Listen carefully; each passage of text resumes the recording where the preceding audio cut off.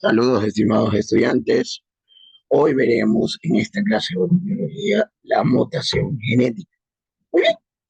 Ahora, primero, ¿qué se nos viene a la mente con lo que es una mutación? Pues bueno, una mutación es un cambio en la secuencia de material genético que existe en una célula. Pero ahora, ¿qué más te puede implicar la mutación? Porque no solamente se puede definir como un cambio en la secuencia de material genético de una célula. No, como tal, la mutación se puede producir por varias situaciones que vamos a analizar primero y prestar mucha atención porque en este video van a haber preguntas que podrán salir en los exámenes. Ahora, por ejemplo, estas mutaciones, cuando nosotros se nos viene a la mente, soy un mutante, que me voy a convertir en superhéroe, que me convierto en Hulk, no, nada de eso. Por ejemplo, el simple hecho de tener una peca, un lunar o cambio de color en el cabello de manera natural, eso es una mutación. Claro que sí, pero cabe recalcar que estas mutaciones se pueden producir por varias cosas. Por ejemplo, nuestro ADN, nuestro código genético, nuestro código, nuestra línea genética, está conformado por tres cosas. Por la secuencia, hay una secuencia, hay un orden y hay una estructura. Si alteras la secuencia, el orden o la estructura, o sea, cualquiera de estas tres cosas mencionadas anteriormente, existirá lo que es la mutación como tal.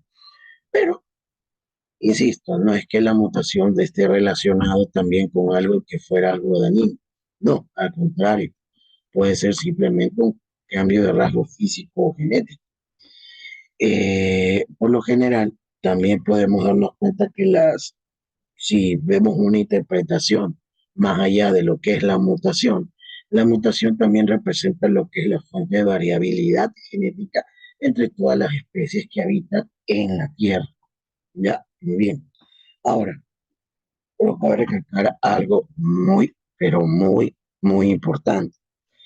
Las mutaciones se pueden originar por una cosa, por espontaneidad. Estas pueden ser elegidas por el azar o dentro de nuestro cuerpo el material genético se está copiando mal o hay una mala conexión del ADN polimerasa. Recuerde que el ADN polimerasa sirve para copiar, transcribir o escribir todo lo que es nuestro material genético. Si el ADN polimerasa, si por ejemplo nuestro código genético fuera una línea horizontal, el ADN polimerasa es como que si fuera un escáner de ese código genético y saca la copia exacta de ese material genético para poder producir nuevos seres o nuevos individuos. Pero si, por ejemplo, nuestro material genético, por así decirlo, veámoslo como una calle, y esa calle tenga un bache o hay algo sobreexpuesto, y el ADN polimerasa hace ese brinco, es como que afectar a la copia. No puede copiar ese exacto. Es como la impresora. Si a veces no colocamos bien en la hoja en el escáner y va a haber un pedacito que no copie bien porque la pusimos chueco o lo altera, eso es lo que sucede. Eso es una mutación si lo vemos desde ese punto de vista, donde el ADN polimerasa, que ya habíamos estudiado anteriormente, el ADN polimerasa como tal, me indica cómo puedes ir copiando el material. Pero si hay un bache de esa línea genética que no sigue una línea horizontal o una línea ondulada, como quiera, la forma de la estructura, pero si llega a haber un bache o un hueco, entonces el material genético lo va a copiar incompleto y va a resultar una mutación, algo que no está netamente detallado y copiado, ¿no? Si lo queremos ver así. Ahora, también puede ser lo que corresponde a los que son mutaciones inducidas. ¿Qué son estas mutaciones inducidas? Pues bueno, aquí se lo conoce como agente mutágeno. Esto se puede producir por agentes externos o internos.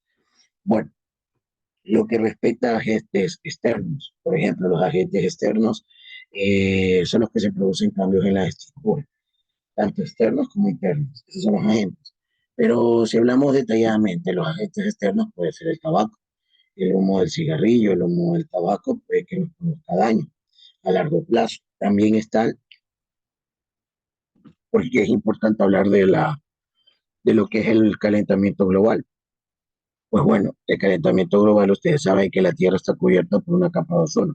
es la capa de ozono. Es una barrera que impide que los rayos UVA o los rayos ultravioleta del sol penetren por completo todo lo que es la atmósfera de la Tierra, o toda la parte de la Tierra, porque si no tuviéramos capa de ozono, los rayos del sol, ya de por sí, si en los días calurosos sentimos demasiado calor, imagínense cuando la capa de ozono esté totalmente con huecos.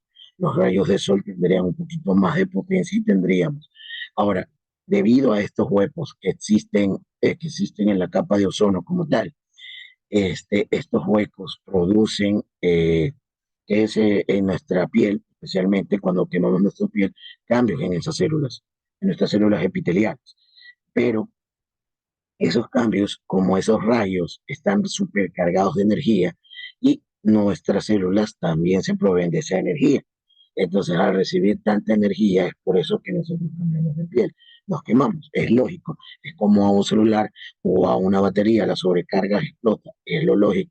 Si acá recibimos los rayos del sol, nuestras células se cargan de tanta rayos ultravioleta que reciben y por eso es que tenemos, explotan, por así decirlo, por eso tenemos cambios en la pigmentación de la piel, ¿no? Cambio de color, que nos quemamos, que la piel se nota más oscura, más rojiza, ¿no? ¿Verdad? En ciertos casos. También dependerá del tono de piel, por si acaso. Pero estos cambios rayos ultravioleta hay que tener mucho cuidado porque como sea, estos cambios, estas mutaciones pueden producir lo que son los cánceres.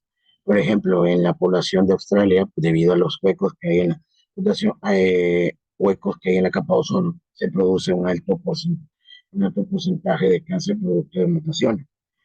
Y también tenemos lo que son los famosos rayos gamma.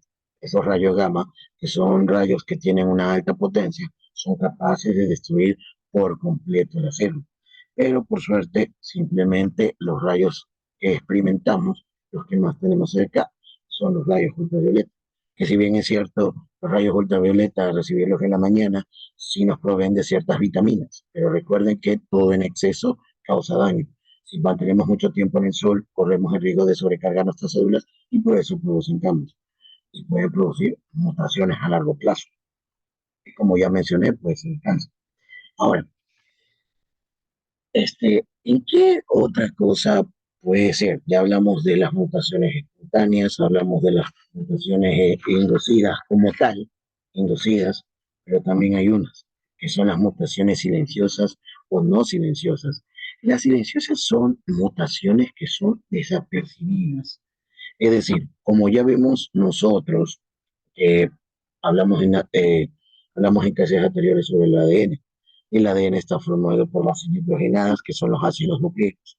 Estos ácidos nucleicos son bases complementarias. Estas bases complementarias deben unirse, es decir, que una base nitrogenada cubre a otra base y se complementan y forman un nuevo material. Por ejemplo, puede considerarle como lo que estamos viendo aquí a continuación. Si ves esas líneas horizontales con diversos colores, son diversas bases. Esas bases se complementan y pueden unirse. Es decir, puede ser que la tinina vaya con su propia base que debe complementarla, ¿no es verdad? Pero pero si no se complementan puede haber mutaciones, como puede ver en el ejemplo de allá. Si ves que aquí hay dos líneas horizontales de color verde y una línea de amarillo con azul, entonces yo ya me puedo dar cuenta que es un cambio, una mutación, y son bases que no se complementan, ¿no es verdad? Entonces, como tal, cada base tendrá su propia base adicional para que se complemente. Ojo, si no entiende esto, ya vamos a verlo cuando veamos los ejercicios. Estamos dando una introducción, ¿no? Y cabe recalcar que estas mutaciones que son tipo silenciosas, como ya le digo, pasan desapercibidas, se desconoce el motivo. Pero también existe lo que son las silenciosas, que se las conoce como intrón, que son las muy notables, que se dan cuenta de esto. No, ahora, existen también lo que son mutaciones heredadas. Estas mutaciones heredadas es que, por ejemplo, esto viene ya que, como mismo lo dice, heredadas, herencia. La herencia como tal, chicos, que por ejemplo, si tú ves que hablemos de una enfermedad, hay hemorragias nasales hereditarias, entonces eso es una mutación. Hay un rasgo en el ADN de esas personas que heredan esa hemorragia nasal que desaparece después de los 12 13 años, por así decirlo, desaparece a partir de los 12 13 años, ¿no verdad? Y al momento de eso, ¿no verdad? Está en el código genético, está escrito en el código genético y tú le heredas. Pero si por algún motivo, tú digamos, naces y de la nada ya no tienes hemorragia nasal hereditaria, ¿qué pasó? Tú fuiste una mutación. Exacto, tú fuiste una mutación. Digamos, esa mutación en la que ya dice, no quiero tener la hemorragia nasal hereditaria. Perfecto, mutaste. Es decir, no la heredaste. ¿Ya? Interesante, ¿verdad? Pero así como existen las mutaciones heredadas, también existen las mutaciones de novo. ¿Qué son estas mutaciones de novo? Que son la primera mutación que se da posiblemente contigo. Es decir, si por ejemplo toda tu familia nace sana, por así decirlo, tiene todo todo lo que respecta a los rasgos físicos, a los rasgos genéticos, todo es igual. Por ejemplo, pongámonos en una familia donde todos son pelirrojos, pero paz, tú naciste y nació cabello rojo, te nació cabello negro. Saliste sabiendo que toda tu familia es de color pelirrojo y tú naciste con cabello de color negro, entonces tú fuiste la mutación, pero esa mutación se dio contigo primeramente. Es diferente con las heredadas. De nuevo, es que la mutación, tú fuiste la mutación, por así decirlo, la mutación cero, la mutación original. Y te preguntarás, ¿dónde se produce este cambio? Se produce en el espermatozoide o en el óvulo de la mujer. En el espermatozoide del hombre, óvulo de la mujer. Ahí sucede la mutación. En el momento en el momento de la concepción. Ahí, decía. Y bueno, también se produce, también hay casos estudiados que las células están netamente afectadas, es verdad.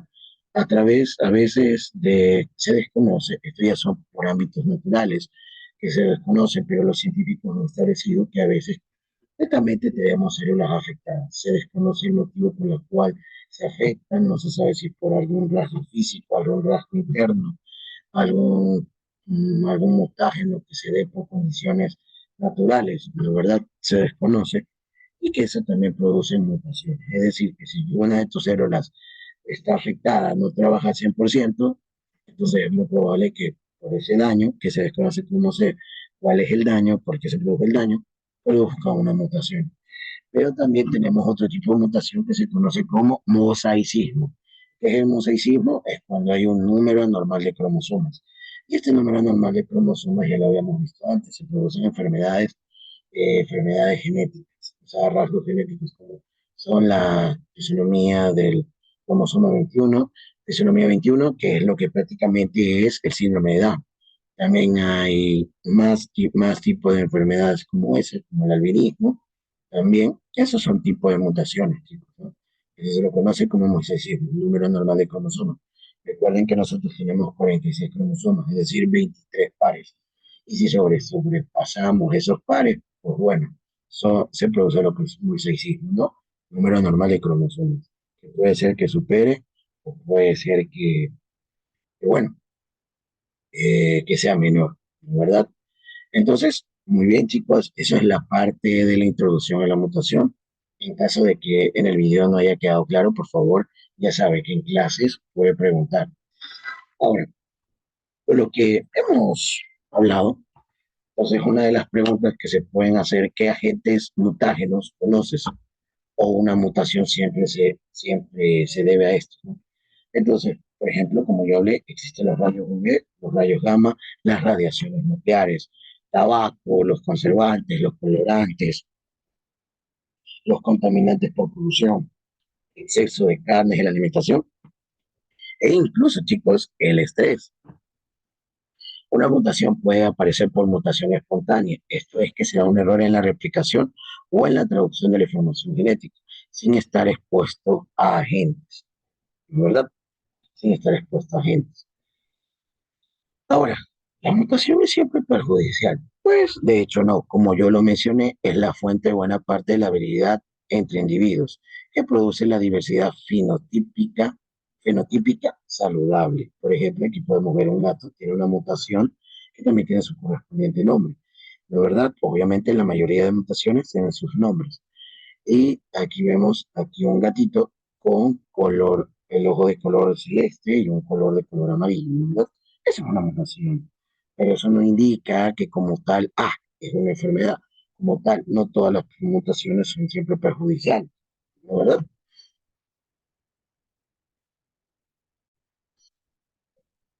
Bueno, y como decía, este gatito tiene una mutación genética que se la conoce como heterocromía, ¿no? Podríamos decirlo así, ¿no? Muy bien, ahora veamos. Ahora, tiene una mutación siempre efectos observables. Claro, como yo lo mencioné, los diversos tipos de mutaciones por efectos que se dan. La verdad, aquí podemos ver la mutación genética que podemos ver en esta tortuga. ¿Sí ven? No tiene el caparazón totalmente redondo, o sea, la forma que debería tenerla. Tiene apretado, como pueden ver, pero eso es una mutación que se da. Puede ser también por debido a riesgo, a efectos de afuera, como por ejemplo que también tenemos el ser humano deja basura, plásticos, y esos plásticos a dónde van, al mar. Entonces esos desechos, justo esos desechos caen donde están las crías de los animales acuáticos. Y quién sabe, pónganse que alrededor de esta tortuga se quedó enredada, qué sé yo, algo embalada de plástico en su momento de nacimiento, quedó ahí y tuvo que nacer ahí y se produjo una mutación, o simplemente ya nació ahí. Entonces, ¿es una mutación siempre efectos observables? Sí, pero si es una mutación silenciosa, no. Como dije, eso ya es algo parte interna. Eso es un error en la traducción o en la copia del ADN, ya que no se ha expresado en esta alteración en la secuencia. Pasa cuando, por ejemplo, el cambio de base nitrogenada en el ADN sigue dando el mismo aminoácido final, o cuando se altera una secuencia que no se expresa como un intrón. Sí, los intrones ya habíamos establecido que son mutaciones no silenciosas. Muy bien, ¿y qué tipos de mutaciones conocemos? Según el tamaño del segmento afectado. Pues bueno, eso sí es verdad. Si bien es cierto, yo interpreté los tipos de mutaciones por cuestiones de cómo se dan, pero acá, ¿cómo sabemos cómo es el tamaño del segmento final afectado? Pues bueno, tenemos las genéticas que afectan solo a un gen dentro de un cromosoma. Por ejemplo, en la anemia falciforme. Los cromosómicos afectan a un fragmento más grande del cromosoma, incluso a un entero. Por ejemplo, la trisomía del 21, que es conocido como el síndrome de Down, y las genómicas afectan a juegos enteros de cromosomas. Por ejemplo, los juegos de enteras cromosomas se dividen en haploides y diploides, dependiendo del número de plantas. ¿Ya? Eso, bueno, repito, se verá más adelante. Por ejemplo, pasa de una planta 2N que es diploide a 4N tetraploide.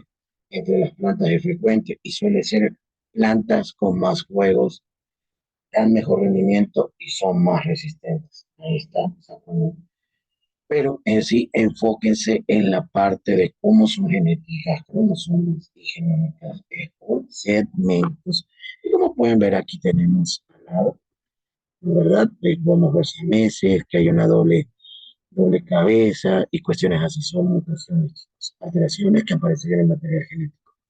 Muy bien, esa ha sido la clase del día de hoy, chicos. Cualquier duda o inquietud, ya saben, pueden hacerla durante la hora de clase. Pasen bien y estudien.